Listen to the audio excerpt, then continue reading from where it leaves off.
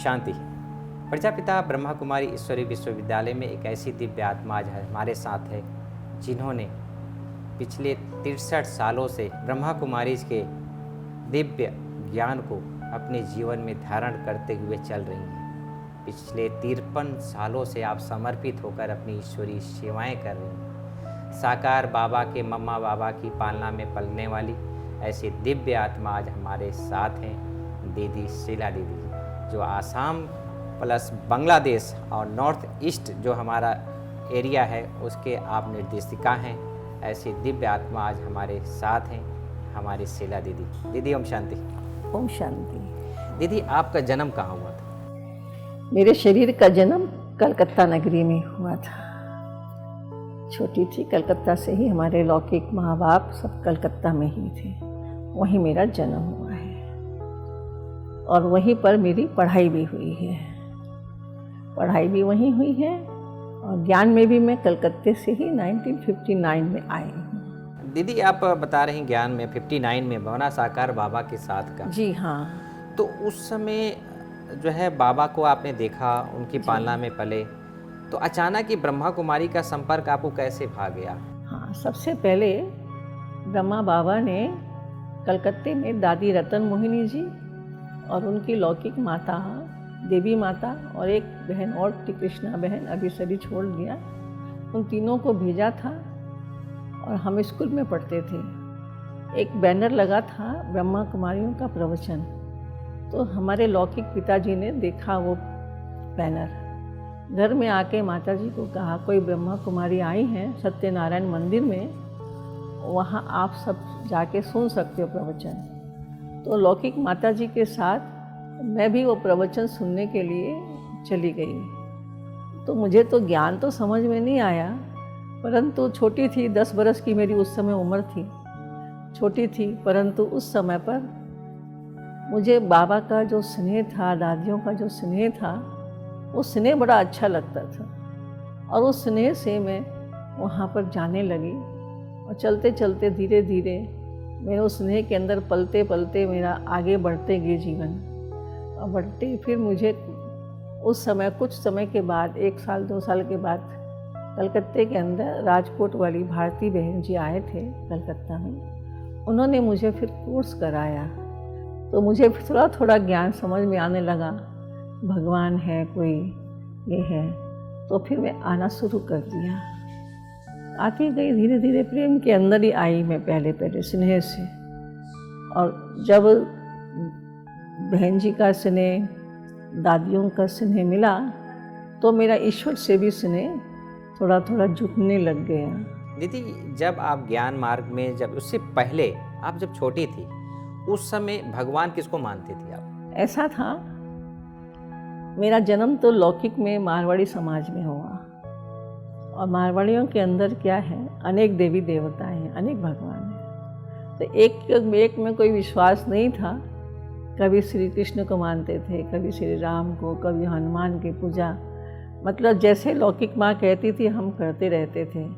ऐसा मेरा किसी के प्रति भी विशेष आकर्षण नहीं था। जैसा मैं कह सकती हूँ मेरे अंदर में नास्तिक भावना थोड़ी थोड़ी सी थी, लेकिन उनके कहने पर मैं मंदिर में जाती थी। जब मुझे ज़बरदस्ती मंदिर ले जाते थे तो मुझे रोना आता था बहुत, फिर भी मैं जाती थी उनके साथ। माँ बाप की आज्ञा तो पालन करना ही होगा, जाती थी। तो धीरे धीरे मेरे अंदर विश्वास भी थोड़ा थोड़ा बैठने लग गया और बैठते बैठते फिर जब हमें ये ज्ञान मिला तो और भी ज़्यादा आस्था मेरी बनती चली गई। एक अंदर में होता ना कि इस संसार को बनाने वाला कोई है रचनाकार, किसको मानते थे आप? मैं तो भगवान कोई एक है, श्री कृष्ण हो सकता है या शिव हो सकता है, ऐसा मानती थी मैं। लेकिन दोनों को मैं मानती थी, लेकिन ये कौन होगा वास्तव में सत्य परिचय नहीं था मुझे। तो जब मैं इस विश्वविद्यालय के ज्ञान में समझ में आई तब मुझे पता चला कि वास्तव में मानने वाला, ईश्वर बनाने वाला एक ही शिव बाबा है, निराकार है। तब हमारे लौकिक दादाजी गीता पढ़ते थे, गीता के अंदर वो बताते थे कि भगवान निराकार है, सुनती थी मैं। तब मुझे थोड़ा थोड़ा विश्वास निराकार शिव बाबा में होने लगा और बढ़ती गई। मैं शिव बाबा से मेरा प्रेम जुड़ता चला गया। दीदी, जैसे आपने कहा कि आपके पिताजी ने इस ज्ञान को अच्छी तरह से देखा, फिर आप आई। इस दौरान आपके घर परिवार में कितने लोग उस स्टार्टिंग में ज्ञान में आए? बस स्टार्टिंग में तो मैं और मेरी लौकिक माता जी आए थे। पिताजी तो केवल बताए थे, संपर्क में आए, कोर्स किया, परंतु ज्ञान में नहीं चले वो, और कोई भी ज्ञान में नहीं चला। न चलने के कारण मुझे थोड़े से आगे बढ़ने में बहुत विघ्न आए, बहुत बाधाएं आई।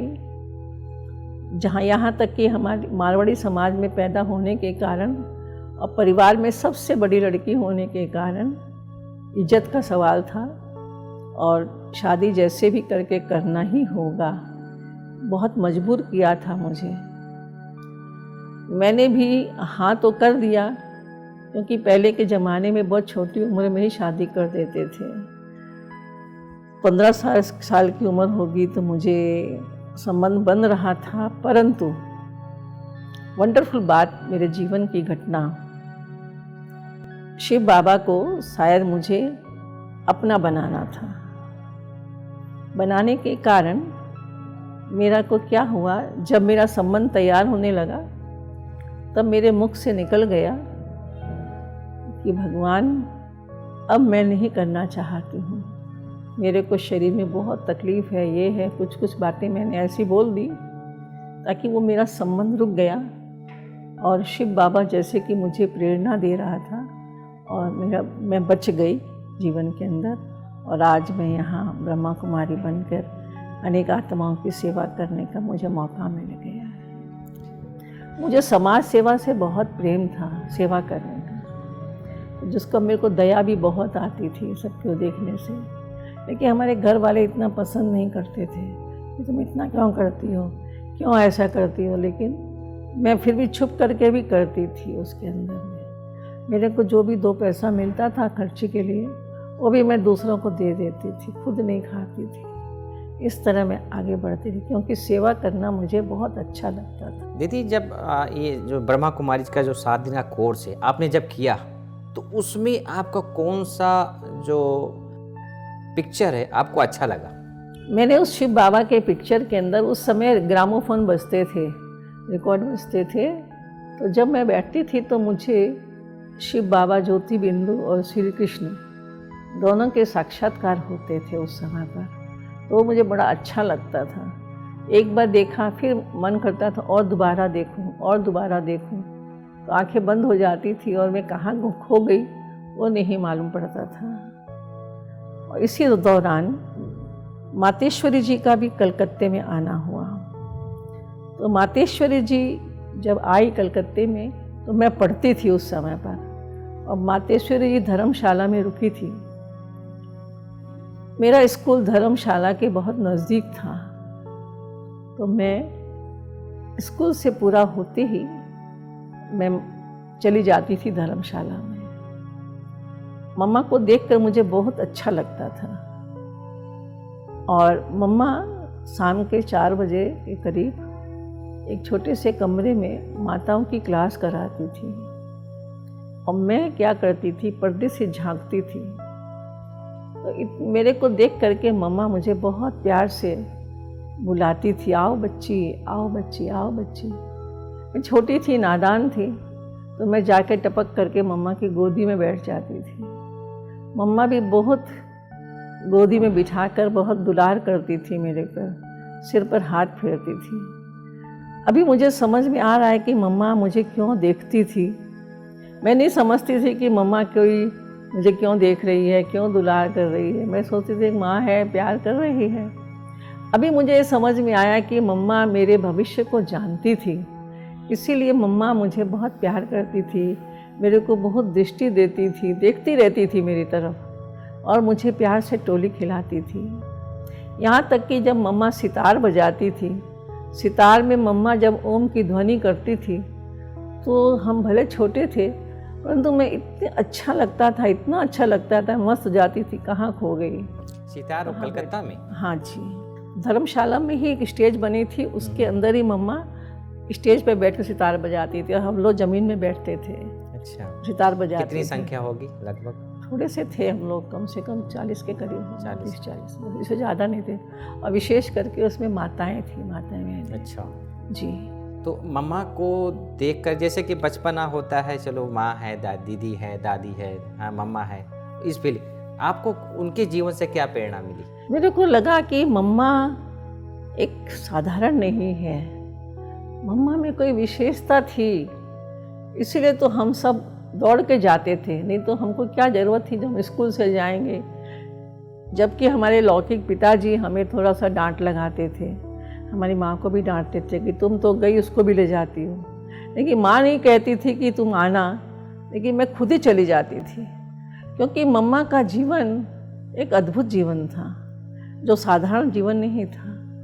मम्मा के नैनों के अंदर ऐसा आकर्षण था जो न चाहते भी इंसान खींच के चला जाएगा। इतनी योगी आत्मा थी मम्मा। अभी बहुत अच्छा लगता है जब मैं सोचती हूँ अपने आप में कि मैं कितनी भाग्यशाली हूँ जो मम्मा की मुझे गोदी मिली। मम्मा ने इतना प्यार किया, मम्मा मेरा भविष्य जानकर मुझे आज आगे बढ़ाया है। ऐसी मम्मा को मैं बार बार दिल से शुक्रिया देती हूँ। इसका मतलब ये हुआ कि आप मम्मा का देखकर समर्पित हुए? हाँ, नहीं, समर्पित तो बहुत देर से बाद में हुई। अच्छा। लेकिन समर्पित तो बाद में ही, तो मम्मा तो 65 में चली गई। मैं तो 68 में समर्पित हुई हूँ ना। पहली बार आप माउंट आबू कब आए थे? नहीं, पहली बार माउंट आबू तो मैं 68 में आई हूँ। 68 में जब ब्रह्मा बाबा थे उस समय? हाँ जी। तो आपने साकार बाबा से भी मिली? हाँ जी, मैं साकार बाबा से भी मिली हूँ। तो बाबा से आप जब मिले तो क्या विशेष अनुभव हुआ? हाँ, मेरा समर्पण जो है, सबसे पहले यज्ञ के अंदर मैं पहली कुमारी हूँ कलकत्ते की, जो मेरा समर्पण हुआ, और वो समर्पण भी कलकत्ते में ही हुआ मेरा। जैसे नलनी दीदी को दिया, डॉक्टर निर्मला को दहेज में सेंटर बना के दिया, परंतु हमारा ऐसा नहीं हुआ। एक लड़की की जब शादी करते हैं तो किस तरह करते हैं, तो लोगों के मन में था कि ब्रह्मा कुमारियाँ भगाती हैं, इसलिए हमारी लौकिक माता जी ने हमारे घर के अंदर चिट्ठी बना करके, कार्ड बना करके सब घर घर में बांटा था हमारे मित्र संबंधियों को, और बहन जी को बुलाया था भाषण करने के लिए। ऐसा ना लगे कि बहन जी भगा रहे हैं। इसके बाद विचित्र अनुभव, सोमवार को 1 जनवरी थी, उस दिन मेरा समर्पण होना था। उसके पहले दिन रविवार को कलकत्ता के अंदर भोग लगता था। भोग में संदेशी बहन जो थी, संदेशी दादी, वो भोग में गई तो बाबा को बताया ऐसे ऐसे कल समर्पण का प्रोग्राम है। तो बाबा ने एक मैसेज दिया, मेरी परीक्षा ली बाबा ने। बाबा ने कहा बच्ची को कहना कि अपना और माता पिता का दोनों का पत्र एक लाल साटन के कपड़े पर सफ़ेद धागे से एम्ब्रॉयडरी करके लाए, तभी बाबा स्वीकार करेगा। अब कल मेरा समर्पण होना है शाम के समय पर, और आज बाबा ने सवेरे संदेश दिया। तो घर जाके हमने अपने पिताजी को बोला, पिताजी बिल्कुल तैयार नहीं पत्र लिखने को। फिर भी बहुत बाबा को याद किया, याद करते करते उन्होंने मंजूर किया। तो उन्होंने लिखा था कि बंगाल, बिहार, आसाम के बाहर का ना जाए, जबकि उस समय आसाम में कोई सेवाएं ही नहीं थी। तो मैंने कहा आसाम में तो कोई सेंटर नहीं है, तो मैं कैसे जाऊंगी वहाँ पर, जा नहीं सकती, आप ऐसा ना लिखो। तो उन्होंने जैसा मैंने कहा मान के, जो यज्ञ का जो नियम है उस अनुसार पत्र लिखा। पत्र लिख करके मैंने फिर रात भर जाग के एम्ब्रॉयडरी किया दोनों में। मैंने भी अपना लिखा और उन्होंने भी जो लिखा उसको भी सफ़ेद धागे से एम्ब्रॉयडरी किया और फ्रेम किया। फिर उसी दिन ही फ्रेम करके केयर क्लास में ले कर के आए, और ले कर के आने पर मुझे सुबह से लेकर के ऐसा लग रहा था कि मेरे को कोई खींच के ले जा रहा है, खींच के ले जा रहा है। तो मैंने अपनी लौकिक आंटी को कहा कि आज मेरे को पता नहीं क्या हो रहा है, माथा बहुत खींच रहा है। तो चाची जी ने कहा कि तुम घर छोड़ के जा रही हो, इसीलिए तुमको ऐसा हो रहा है, तुम घर मत छोड़ो, अभी भी समझ जाओ, अभी भी समझ जाओ। लेकिन मैंने कहा नहीं, मैं वो बात नहीं है, जाऊंगी मैं तो। इसके बाद जब मैं सेंटर में पहुंची, मेरे चाची चाचा सारा परिवार मेरे को लेकर गया वहाँ जैसे एक लड़की को दहेज देते हैं उस तरह से मेरा समर्पित हुआ। तो जब मैं भोग में मैं बीच में बैठी थी, इधर संदेशी दादी, मेरा फोटो अभी भी है, इधर संदेशी दादी बैठी, इधर निर्मल शांता दीदी बैठे हैं, बीच में मुझे बिठाया था। तो संदेशी दादी भी ध्यान में गई और अचानक बाबा ने मेरी डोरी खींच ली। तो जो कुछ मैंने देखा संदेशी दादी ने भी वही देखा। उस समय कोई मेरा फूलों का श्रृंगार वगैरह कुछ बात नहीं थी। तो संदेशी दादी ने भी देखा फूलों का श्रृंगार मेरा किया हुआ, और बाबा ने मुझे वतन के अंदर श्रृंगार किया। बाबा ने मुझे कहा, बच्ची आज देखो ये वर वधू बैठे हुए हैं, दिखाया बाबा ने। दोनों ये वायदा करते हैं कि अंत तक हम साथ निभाएंगे। तो क्या तुम आज बाबा से वायदा करती हो? मैंने कहा जी हाँ बाबा। इसके बाद तो बाबा ने मुझे कान में कुंडल पहनाया, बोला इस कान से बुरी बात नहीं सुनना, व्यर्थ बातें। इसी तरह हाथ में कंगन पहनाया कि पवित्रता का कंगन बांध के रखना। इसी तरह से बाबा ने हमें बिंदी लगाई, आत्म स्मृति में रहना और सबको आत्मा देखना। इस तरह बाबा ने मुझे पूरा सजाया, और गले में माला पहनाते बाबा ने कहा यह है विजयी बनने की माला, सदा विजयी बनना। और सिर में मुकुट लेते हुए बाबा ने कहा यह है जिम्मेवारी का ताज, स्वयं भी जिम्मेवार रहना अपने आप का और सब विश्व की जिम्मेवारी उठाना। ये सब दृश्य जो है आप मैंने आँखों से देखा अपना। अच्छा। वतन के अंदर, वतन में बाबा मुझे समझा रहा है, ऐसा कहते हुए मैं बाबा की गोद में सो गई। तो जो दृश्य मैंने देखा वही दृश्य संदेशी दादी ने देखा। तो मैं तो वतन में ही थी, संदेशी दादी नीचे आ गई। आके संदेशी दादी ने बताया बाबा ने ऐसे ऐसे किया। उसी समय बाजार से सारा फूलों का श्रृंगार आया, और फूलों का श्रृंगार आके जब मैं नीचे वतन से उतरी, मैं कहाँ गई थी, क्या हुआ था, मुझे कुछ पता नहीं चला। एकदम सुन्ना हाथ पाँव हो गया था। तब दादी ने फिर मुझे पूरा वही फूलों का श्रृंगार से फिर से सजाया, सारा सजा करके फिर मेरा समर्पण वहाँ उस समय पर हुआ। पत्र पढ़ के सुनाया गया, मैंने भी पढ़ा, लौकिक पिताजी ने भी पढ़ा। इस तरह मेरा समर्पण 68 के 1 जनवरी में हुआ है। इस तरह मैं सेवा में लगी। जी नहीं, कलकत्ता में जी, क्योंकि तब तक मुझे बंधन था बहुत।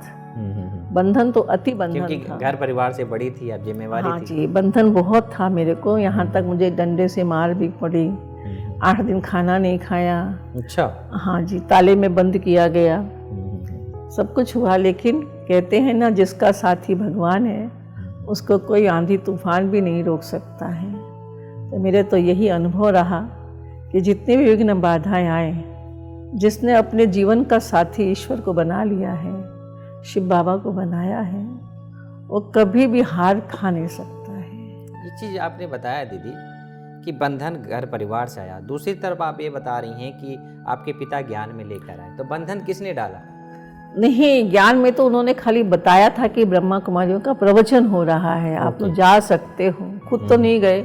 समर्पित का कोई ऐसा ये नहीं था कि वो भी पूरे तरह से नहीं जाने थे। ज्ञान में पूरा थे ही नहीं, केवल कोर्स कर लिया, फिर लेके जाते नहीं थे, उनको पसंद नहीं था उनको। लौकिक में दादाजी एक परिवार में एक संग रहते थे, चाचा चाची सभी लोग, तो किसी को भी पसंद नहीं था। तो ये जो बंधन पापा की तरफ पड़ा कि घर परिवार किसके, भाई लोग की तरफ से? ना, भाई तो मेरे से छोटे हैं, सभी सब छोटे हैं। सब छोटे हैं। तो हमारे माँ बाप की तरफ से ही ये बंधन? दादाजी, माँ बाप, चाचा चाची सबकी तरफ से बंधन था। परंतु जब मुझे ताले में बंद किया था ना, सवेरे क्लास में नहीं जा सकते हो, तो पहले से ही मेरे बैग के अंदर में चाबी हुआ करती थी। 2 चाबी थी घर की। तो मैं ताला खोल करके चली गई सेंटर पर। तो मैंने बोला आज मैं घर में वापस नहीं जाऊंगी। तो बहनों ने कहा कि नहीं। उस समय कौन था सेंटर में? भारती बहन थी और उर्मिला बहन थी। भारती बहन जो अपने राजकोट में जी। और उर्मिला बहन जो कच्छ भुज में है ना। अच्छा, कच्छ भुज, गांधीधाम जी, गांधीधाम में लोग थी उस समय पर। तो उन्होंने बोला हम तो ऐसे नहीं रख सकते हैं, तुम जाओ, कुछ नहीं होगा, बिना पत्र के हम नहीं रखते हैं। तो जब मैं आई वापस। हाँ वापस आना पड़ा। जी जी। लेकिन वंडरफुल बात कि घर वालों को जैसे मालूम भी नहीं पड़ा कि मैं गई भी थी। अच्छा। गई भी थी, ताला खोल करके गई थी, आई टाइम से आ गई, तो पता नहीं चला उन लोगों की कि मैं गई भी थी। अच्छा। ये बाबा की मदद थी वंडरफुल। तो बाबा तो जाने जाननहार भी है, कर्म करावनहार भी है, कैसे न कैसे अपने बच्चों की पूरी हर तरह से मदद करता ही है। ताला बाहर से बंद था कि अंदर से बंद? अंदर से बंद था। अंदर से ताला खुल भी सकता था, वो आप खोल के चली गई। ओके गुड, बहुत सुंदर। माना इतनी बांधेली, मैं समझता हूँ बाबा बांधेलियों को बहुत याद करता है, प्यार करता है, और उसमें से आप एक नंबर 1 बांधेली जो निकली बाबा के अनन्य, और आज विश्व सेवा में सबसे बड़ा योगदान आपका है। जी हाँ। दीदी, ये बांग्लादेश और नॉर्थ इंडिया का जो आपका ये सेवा कैसे विस्तार को पाया, थोड़ा अनुभव सुनाए। ऐसा है, पहले तो आसाम में कोई भी सेवा केंद्र नहीं थे। 1972 के अंदर कलकत्ते में एक बड़ा मेला हुआ था, जिस मेले का भी विचित्र अनुभव हम लोगों को हुआ था। जो जमीन लेना चाहते थे मेले के लिए हम लोग, उसके लिए बहुत संघर्ष करना पड़ा। उस समय पर वहाँ का चीफ मिनिस्टर बंगाल का सिद्धार्थ शंकर राय थे। तो पार्क स्ट्रीट में लेना था, उसके लिए हमें कहाँ से हम लोग को दौड़ना पड़ा। और कलकत्ते के एक रमेश भाई जी थे पुराने, जिन्होंने शरीर छोड़ दिया अभी, उनके संग में जाती थी सब जगह पे, सब जगह सेवा कराते थे मेरे से। लेकिन कोई भी वो ज़मीन देने को इतना फट से तैयार नहीं होते थे। और यहाँ तक कि ऐसा हुआ, निर्मल शांता दीदी उस समय पर दिल्ली का नया पांडा भवन का सेंटर लिया था, दीदी वहाँ थी। तो रमेश भाई के पास के ऊपर वारंट जैसे आ गया। कब की बात है? 72 की बात। 72, ओके। तो उस समय पर जब वारंट जैसा आया तो रमेश भाई तो डर गए बहुत कि मेरे को कुछ हो जाएगा। उसी समय मैंने दीदी को फिर फ़ोन किया, टेलीग्राम फ़ोन जैसा होता था उस समय पर, फ़ोन करके दीदी को बुलाया। इसी बीच में सिद्धार्थ शंकर राय की जो माँ थी, बासंती देवी नाम था शायद, उन्होंने शरीर छोड़ा। तो दीदी ने मुझे, जाओ तुम श्रद्धांजलि दे करके आओ। तो मुझे तो कभी आता नहीं श्रद्धांजलि देना कैसे। फिर भी मैं गई और 2 शब्द वहाँ बोले भी, बाबा मदद करते हैं। 2 शब्द बोले भी, बोलने के बाद फिर मैं वापस आई। इसी बीच सिद्धार्थ शंकर राय से थोड़ी बात भी किया, तो हमें फिर वो ज़मीन मिल गई पार्क स्ट्रीट की। अच्छा। वहाँ मेला करने की ज़मीन, हाँ कलकत्ता ज़मीन मिल गई। और फिर हमने सिद्धार्थ शंकर राय को ही मेले में इनॉग्रेशन करने के लिए बुलाया, चीफ गेस्ट के रूप में। हाँ, उन्होंने उद्घाटन किया मेले का। और उस समय मेले में तो बहुत सारे लोग गए थे, ऑल इंडिया से गए थे, बहुत सारी धर्मशालाएं लेनी पड़ी। बाबा के बच्चे? हाँ, बाबा के बच्चे। उस समय संख्या कितनी थी? भाई बहनों की संख्या ज़्यादा नहीं थी, कम थी। वो सब मिला करके होंगे 300-400 भाई बहन। 2 सेंटर था उस समय पर। अच्छा। राय बागान का और भवानीपुर का। अच्छा, 2 ही था, एल्गिन रोड। क्योंकि एल्गिन रोड का सेंटर भी मैंने ही पहले देखा, पसंद किया था। अच्छा। मैं सामने में रहती थी, भवानीपुर के सामने में सेंटर है, तो मैं और भारती बहन रहते थे वहाँ पर। अच्छा। तो वो थी परमिट ऑफिस। अच्छा, जहाँ पर अभी एल्गिन रोड। हाँ, परमिट ऑफिस थी। और दीदी पटना में गई हुई थी।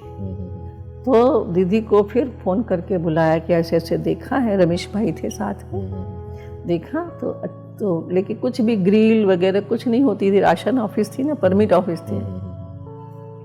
तो आके देखा, फिर और क्या बोलते हैं, ट्रस्ट के अंदर थी ज़मीन। ट्रस्ट में ज़मीन ले ली गई। लेने के बाद घर मिल गया। ये दान में लिया गया कि खरीदा गया उसको? ना खरीदा नहीं है, ट्रस्ट में लिया गया है, भाड़े में ही। अच्छा। भाड़ा जो ट्रस्ट में था, क्या डेविडियन ट्रस्ट था ना, कुछ ऐसे ही ट्रस्ट था, इतना मुझे याद नहीं है। जी। ट्रस्ट में लिया गया और फिर इसके बाद तो सारा सजाया गया उसको। फिर वहाँ पर हम जाके पार्टीशन लाना, ग्रिल लाना, ये सब काम जो बाबा ने सब कुछ कराया और सब कुछ सीखा हमने। तो सब करने के बाद माना पहला स्टार्टिंग आप कलकत्ता म्यूजियम से ही आपसे स्टार्ट किए? बनाया सेवा का। हाँ, शायद निर्मल शांता दादी आ गई। दीदी थी। दीदी तो कलकत्ते में आई हैं 61 में ना 62, मम्मा के बाद आई हैं दीदी। अच्छा। जब मम्मा नहीं गई थी कलकत्ते में, उसके बाद आई है मम्मी। पहले दीदी बॉम्बे में रहती थी ना। अच्छा, बॉम्बे में रहती थी दीदी। निर्मल शांता दादी। हाँ, बॉम्बे में थी वो। तो बाबा ने उनको फिर वहाँ भेजा। हाँ, कलकत्ते में भेजा उनको। दीदी आपकी हॉबी क्या है? मेरा हॉबी क्या होगा? मेरा बाबा है, मेरी मुरली पढ़ना है। दिन में 2, 3, 4 बार मुरली पढ़ती हूँ। मैं मोबाइल में मुरली पहले उठ के मैं मोबाइल में मुरली सुनती हूँ। दीदी आप इतने विहंग मार की आपने सेवाएं की है, तो आप अपनी स्थिति को निर्विघ्न माना ठीक ठाक बनी रहे, इसके लिए क्या उपाय अपनाती हैं? हाँ भैया, मैं सोचती हूँ स्थिति अपनी बड़ी संपत्ति है। किसी के कहने पर, कुछ हो जाने पर अपनी स्थिति को कभी खराब नहीं करना। स्थिति खराब करना माना संपत्ति को बेच देना। तो हमेशा ये मैं सोचती हूँ, बाबा जब मेरे साथ है तो मुझे कौन हिला सकता है? क्योंकि आत्मा अपना मित्र अपना ही शत्रु है। तो मुझे मालूम पड़ता है कि मैं राइट या रॉन्ग हूँ, खुद को पता चलता है। इसीलिए मेरी स्थिति कभी खराब जल्दी नहीं होती है और मेरे को बहुत चिंतन भी नहीं चलता है। एक बाबा, मैं बोलती हूँ बाबा के सिवा किसको मैं याद करूँगी आप लोगों को? कोई बोलता आप हमको भूल जाते हो। हम बोला अरे भूलना ही पड़ेगा, एक बाबा को याद करूँ ना आप सबको याद करूँ। ना तो मैं पैसा रुपया को हम याद करती हूँ, ना धन दौलत याद करती हूँ, ना अपने पास चाबी रखती हूँ। चाबी दे रखा है, जो आया मैं पकड़ा देती हूँ। मैं निमित्त हूँ बस, मेरी स्थिति इसमें नहीं जाना चाहिए। मैं सदा याद रखती हूँ अब घर जाना है, बड़ी दीदी का स्लोगन, अब घर जाना है। तो मुझे बार बार ऐसा लगता है कि अब तो मुझे घर जाना ही है, इस समय से क्या करना है, बस नष्ट मोहाबन बार बार यही रहता है। इसलिए मैं निर्विघ्न रहती हूँ। कोई विघ्न ऐसा खास आता नहीं हमारे, आया भी नहीं है और ना आया। दीदी जैसे कि हर एक के आदर्श होते हैं, तो आप अपना आदर्श किसको मानती? मेरा आदर्श तो मेरा ब्रह्मा बाबा है, हमारी दादियाँ हैं। सबसे बड़ी हम बड़ी दादी से फर्स्ट मिले हैं हम। हाँ, हमारी ट्रेनिंग हुई है 1969 में बाबा के अव्यक्त होने के बाद। हमारी दादियों की ट्रेनिंग मिली, दादियों से ट्रेनिंग ली हमने। तो चंद्रमणि दादी, सुदेश दीदी, बड़ी पर प्रकाशमणि दादी, जानकी दादी, इन सब ने हमारी ट्रेनिंग कराई है। अब बाबा तो है ही हमारा प्रेरक। तो मैं तो बाबा मम्मा को सदा देखती हूँ और मैं सबको कहती भी हूँ, अगर बाबा ने ऐसा नहीं किया तो हम कैसे कर सकते हैं? हमको नहीं करना चाहिए, ऐसा मैं समझती हूँ। जैसे दीदी आप तो साकार को याद कर लेती हो, बाबा को देखी हो, मम्मा को भी आपने देखा है, परंतु जो अभी बाबा के बच्चे आ रहे हैं उन्होंने एक पार्ट देखा है, वो है अव्यक्त पार्ट दादी गुलजार का, वो भी अभी ख़त्म हो गया है। अब जो आत्माएं आएंगी वो ऑनलाइन सेवाएं होगी। आपने इतना लंबा अंतराल में वह अव्यक्त पालना का कैसे अनुभव किया, फरिश्ता स्टेज का? ऐसा है कि जब बाबा आते थे ना या दादी के तन में, वो बड़ा अच्छा अनुभव होता था। मैं बाबा को देखती थी, गुलजार दादी के चेहरे से ब्रह्मा बाबा दिखाई देता था मुझे, गुलजार दादी नहीं दिखाई देती थी। और हम लोग का तो परम सौभाग्य है कि हम लोगों को अव्यक्त बाबा के हाथ से टोली मिलती थी, वरदान मिलता था। तो लगता था कि बाबा सचमुच हमें दे रहा है। ऐसा नहीं लगता गुलजार दादी दे रही है, लेकिन बाबा दे रहा है, वही अनुभव होता था हम सबको। उस समय तो फरिश्ता का इतना वो नहीं था ना, ज़्यादा ज्ञान। धीरे धीरे फरिश्ता हुआ है। क्योंकि जब भी साकार बाबा को भी जब मैंने देखा तो ऐसा लगता था कि बाबा ज़मीन पे नहीं चल रहे हैं, बाबा का 2 फुट ऊपर पाँव चल रहा है।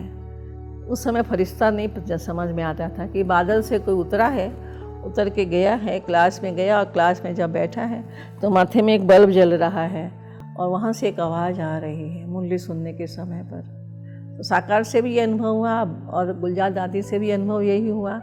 और इसी अव्यक्त बाबा का बहुत अच्छा अनुभव होता है कि कैसे अव्यक्त बाबा व्यक्त में जब थे तो अलग अनुभव होता था और अव्यक्त में है तो अलग अनुभव अच्छा हो रहा है कि ऐसे कैसे पालना दे रहा है बाबा हम सबको, अभी मदद दे रहा है, हर बात की मदद मिल रही, छोटी छोटी बातों में मदद मिलती है, छोटी छोटी बातों में। जैसे मैं आपको अपना एक छोटा सा अनुभव सुनाती हूँ। गुवाहाटी के अंदर सरकार से ज़मीन मिली हमें, गवर्नमेंट से, घर बनाना शुरू किया, थोड़ा सा घर बनाया और एक रूम की छत ढलाई करनी बाकी थी मेरे को।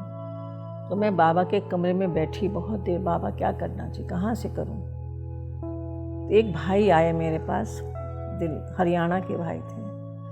उन्होंने मुझे बोला, बहन जी मेरे को मन है कि आपको 25 कुर्सी ला के दूँगी स्टील फ्रेम की।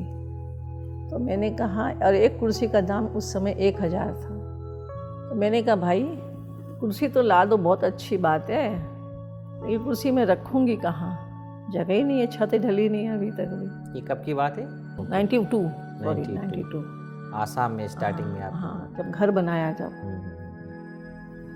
तो बोला, मैंने कहा इससे तो आप हमको 25,000 रुपया दे दो तो छत ढलाई कर लूँ, इसके बाद कुर्सी आ जाएगी। बोला ठीक है। तो ये वंडरफुल मदद बाबा की, कि उस समय छत में डालने 25,000 रुपये ही लगते थे मेरे को। उसी 25,000 से वो छत ढलाई हो गई और कमरा तैयार हो गया और रहने लग गए हम लोग। पानी बरसात से बच गए। आसाम का पहला सेंटर बना ना, आसाम का पहला सेंटर नहीं, मतलब मकान बनने लगा। हाँ, उसके पहले तो हम कलकत्ता से हम एक बार, मैं और रुक्मणी बहन तिनसुखिया में गए थे 74 के अंदर, मैं और रुक्मणी बहन। उसके पिताजी ने पहला नंबर हमारे साथ ही भेजा, उसको बोला शीला बहन का संग भेजूंगा और किसी का संग नहीं भेजूंगा। तो तिनसुखिया में गए थे, तिनसुखिया में पहले खुला सेंटर। तो हम दोनों गए थे वहाँ पर, हम 2 महीना रहे थे वहाँ पर जाकर के। बहुत अच्छी वहाँ सेवाएं हुई। उसके बाद वहाँ मेला भी किया था हम लोगों ने। उस मेले का उद्घाटन के समय पर बड़ी दीदी मनमोहिनी जी भी गए थे। अच्छा, मधुबन से? मधुबन से। धर्मशाला में रहते थे उस समय, तो कहाँ घर सेंटर इतने बड़े नहीं थे, धर्मशाला में रहते थे। और एक बहुत बड़ा गोदाम था, उस गोदाम के अंदर में मेला किया था हम लोगों ने। तो इस तरह से तिनसुखिया में पहला सेंटर बाद में खुला।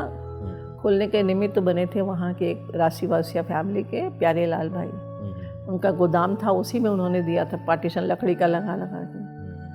इसके बाद तो हम 2 महीना सेवा करके चले आए। थोड़ा मुझे अच्छा नहीं लग रहा था वहाँ पर, रुक्मणी को भी अच्छा नहीं लगा, क्योंकि बाथरूम वगैरह जो कभी ज़िंदगी में देखा नहीं, नीचे में टीना होगा, ऊपर में बैठना होगा, तो थोड़ा दिक्कत लगता था हम लोग को। तो हम लोग फिर 2 महीने के बाद चले आए। फिर तो कलकत्ते में आने का तो 74 में मेला भी हुआ था, वहाँ दूसरा बड़ा मेला। ये बांग्लादेश में जो आपने सेवाएं आरंभ की, कब और कैसे आरंभ की? बांग्लादेश में 2000 से सेवा हो रही है, सन 2000 से। अच्छा, 2000 से। तो वहाँ सेवा का संकल्प कैसे आया कि बांग्लादेश में भी होना नहीं, चाहिए? बांग्लादेश में कुछ भाई बहनें, अगरतला में हमारे भाई बहनें हैं, उनका लौकिक घर वगैरह संबंध बांग्लादेश में है। अच्छा जी। तो मैंने वहाँ से, अगरतला में कविता बहन रहती है, तो मैंने कविता बहन को पहले वहाँ भेजा। वो जाकर वहाँ पर कोई महाराज है, उनका धर्म मकान है, वहाँ जाकर जगह मिली थी, वहाँ जाके रही थी। फिर मैं भी वहाँ गई, जाके रही थी। वहाँ सेवाएं थोड़ी सी की 2 कमरे के अंदर में।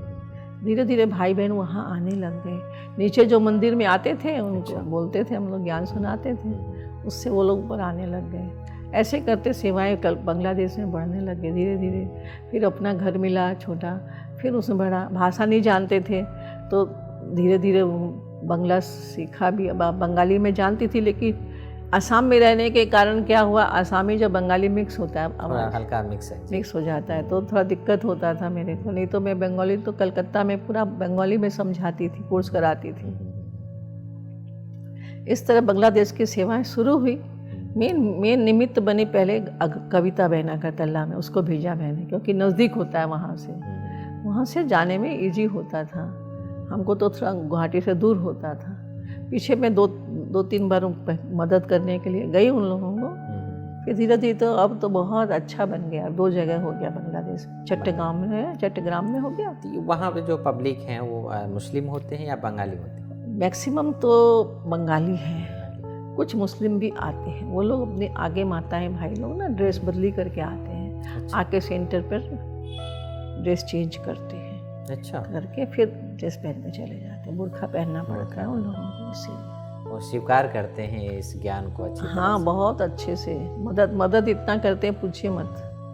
तो धन यही सेवा में भी बाबा मदद। से ही मना कन्वर्ट होके मुस्लिम में गए, तो हाँ। फिर अभी वापस बाबा उनको ये बुला। हमारी है ना, देखिए हमारी बहन। अच्छा, ये मुस्लिम। बहन मुस्लिम है। हाँ, अच्छा। ये किंतु गुवाहाटी की है, और गुवाहाटी निश्चय बुद्धि है बाबा के अच्छा। प्रति। हाँ, तो देखो, मैं देखा हूँ कि इस दौरान दीदी आप इतनी बड़ी बेहद सेवाएं करती हैं, और अव्यक्त बाप दादा की फिर जो कहते हैं ना भक्ति मार्ग में तुम ही हो माता पिता सखा, वो आपने फील किया है, मैं समझता हूँ। जरूर। तो सबसे अच्छा जो संबंध है किसको आप मैं को तो लगता है जीवन साथी है मेरा, सबसे बड़ा संबंध साथी का जीवन अनुभव होता है। कोई साथी नहीं होने से कैसा लगता है। तो मैं कभी भी दिल की बात किसी को नहीं बोलती हूँ, एक बाबा के सिवाय, क्योंकि मैं समझती जिसको भी सुनाएंगे वो दूसरों को जरूर सुनाएगा ही। ये मैंने अनुभव किया है कि एक को सुनाएगा दूसरे को सुनाएगा, तीसरे को बात सब फैल जाती है।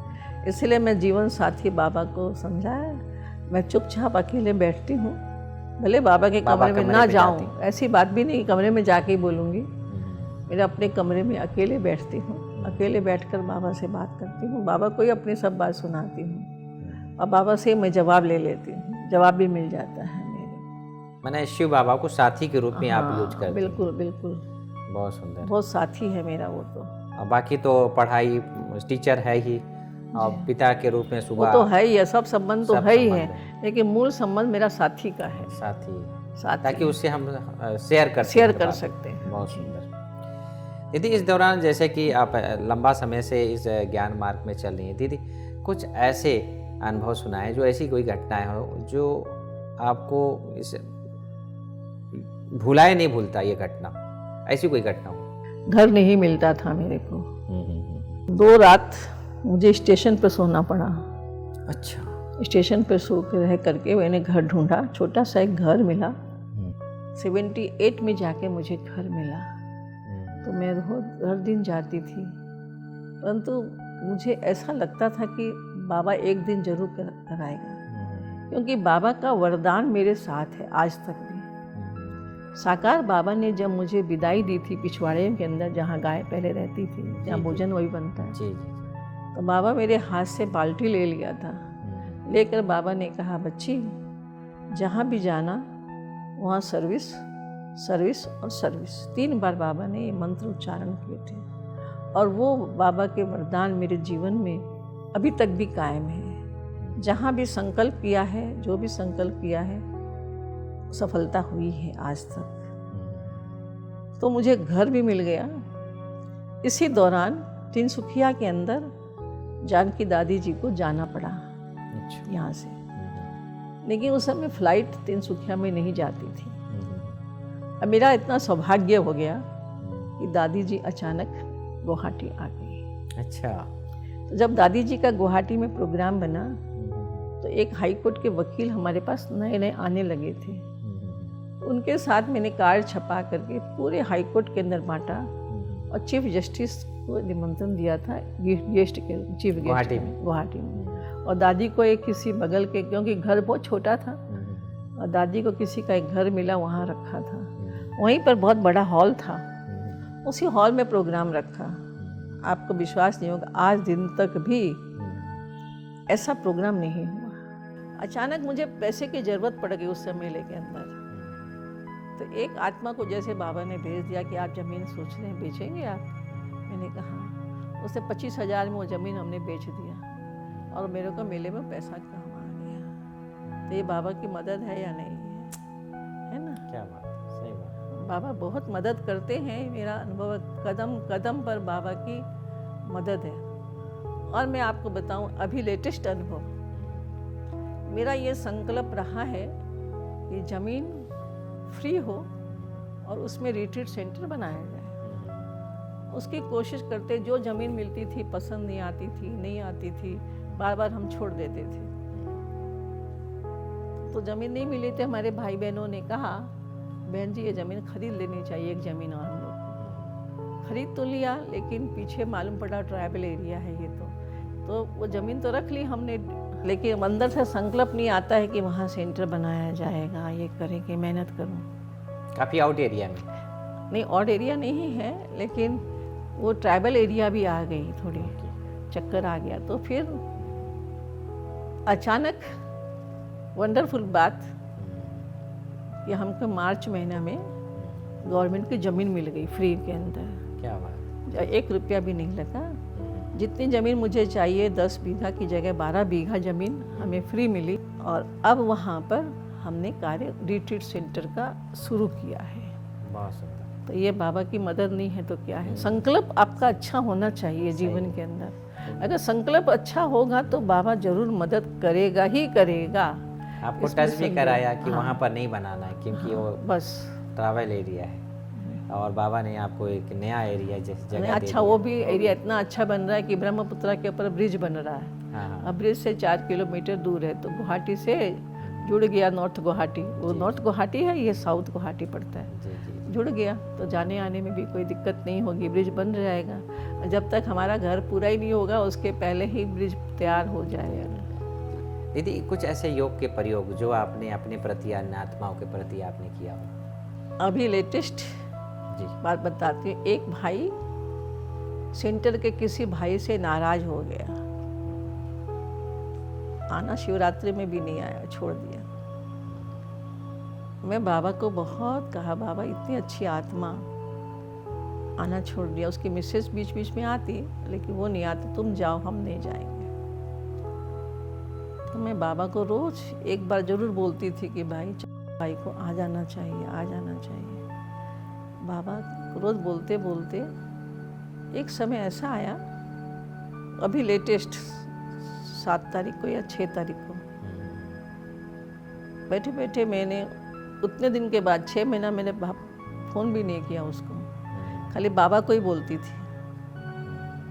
6 महीने के बाद मैंने उस दिन बैठ के बाबा को याद करते फ़ोन किया।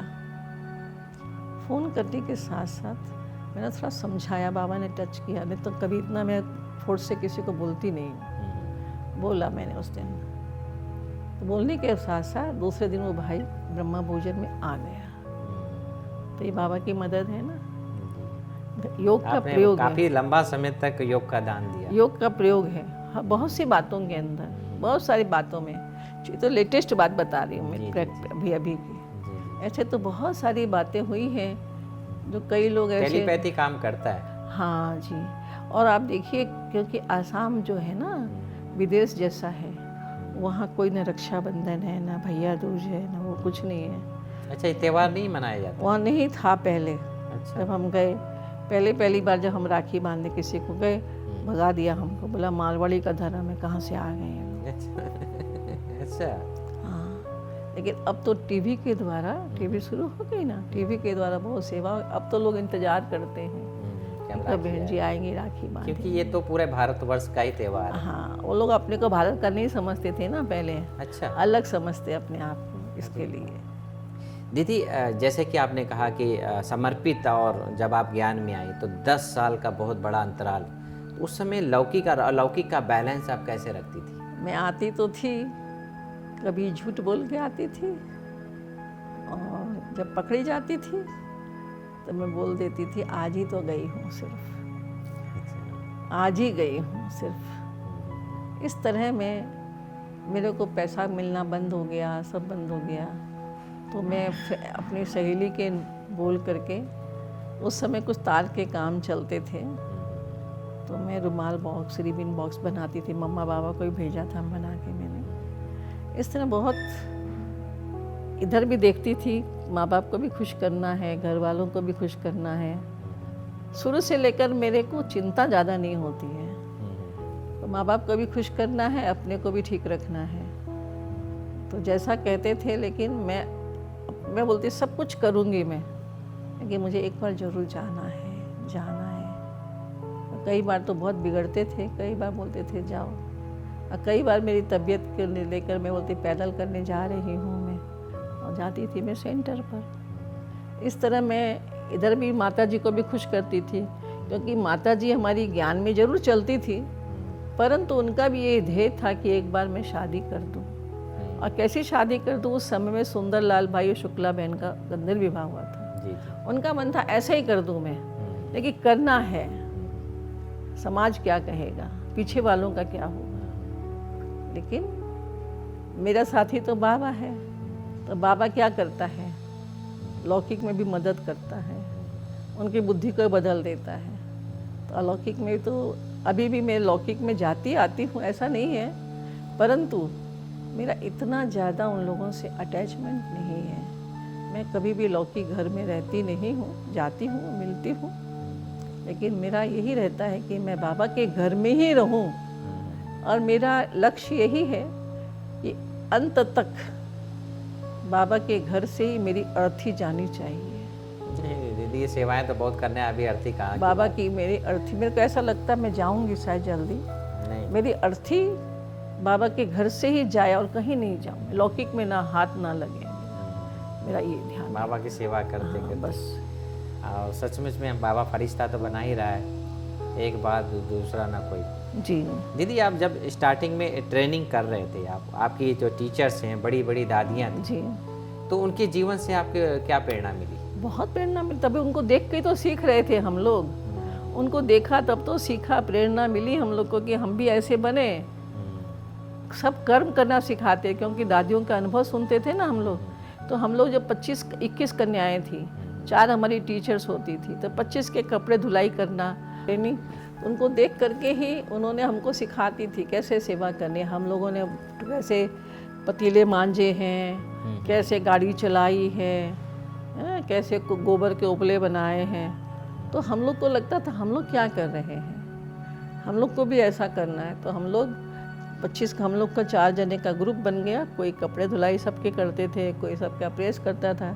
वो जो ट्रेनिंग सेंटर है उसकी जो खटिया वगैरह बनाना, वो भी हम लोग ही से, हम लोग खुद करते थे, हम लोग से तो हर काम दादियों से सीखा हम लोगों ने, क्योंकि दादियाँ अगर आता नहीं था, दादी खुद करके दिखा देती थी हम लोगों को। हमने देखा निर्मल शांता दीदी कलकत्ते में जब थी, तो हम सब छोटी छोटी बहनें होती थी, तो अब सब्जी कटनी है, तो कभी दादियाँ मुख से नहीं बोलती थी कि आओ एक काम करो, लेकिन क्या करती थी, खुद करना शुरू कर देती थी। दीदी खुद जब करना शुरू की तो हम लोग के अंदर चूँ चूँ होती थी, दीदी सब्जी काट रही है, दीदी सब्जी काट रही, तो सब आ जाते थे और झटपट सब्जी कट जाती थी।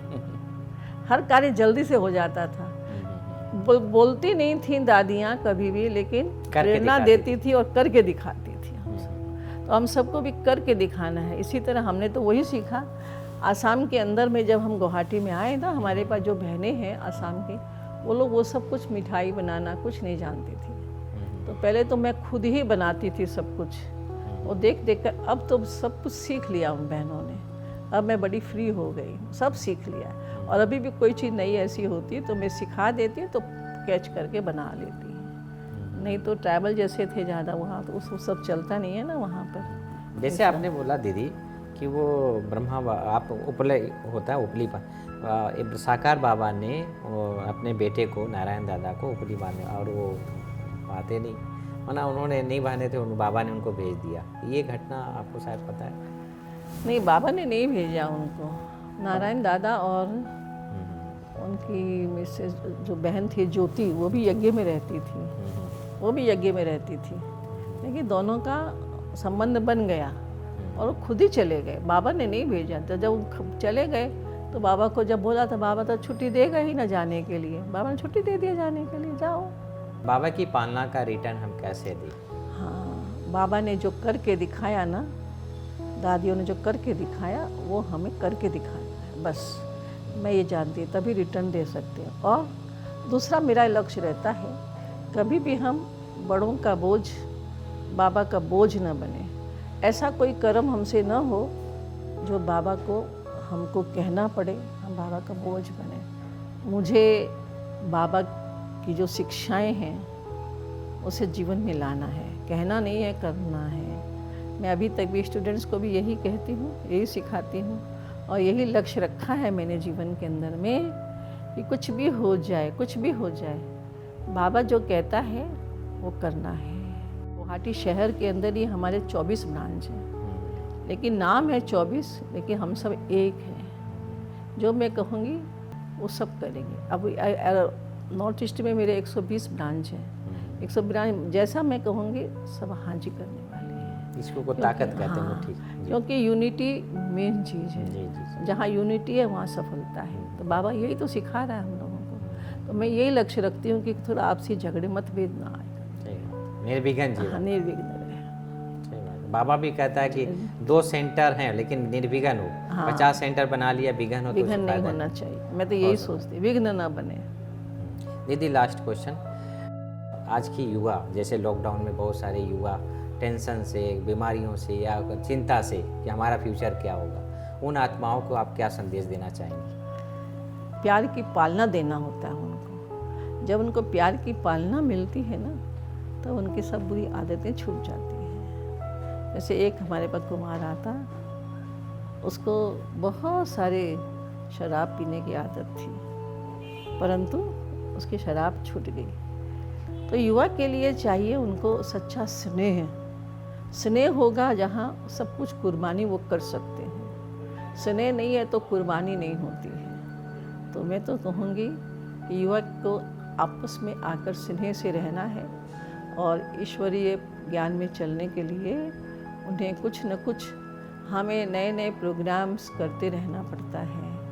उनके पीछे रिट्रीट करना हम लोग करते हैं बीच बीच में यूथ के लिए, स्कूलों के अंदर में भी करते हैं। अभी भी एक स्कूल से हमारा MOU हुआ है, साल में 10 दिन कम से कम हमें रोज़ क्लास कराना वैल्यूज़ के ऊपर सारा दिन भर। तो उनको भी संदेश दे रहे हैं कि आप अच्छे बने, चरित्र का निर्माण करें, बुरी आदतें जो आज आ रही हैं उनको छोड़ें।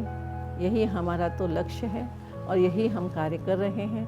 तो युवा पीढ़ी के लिए मेरा ये संदेश है कि आप आगे आएँ।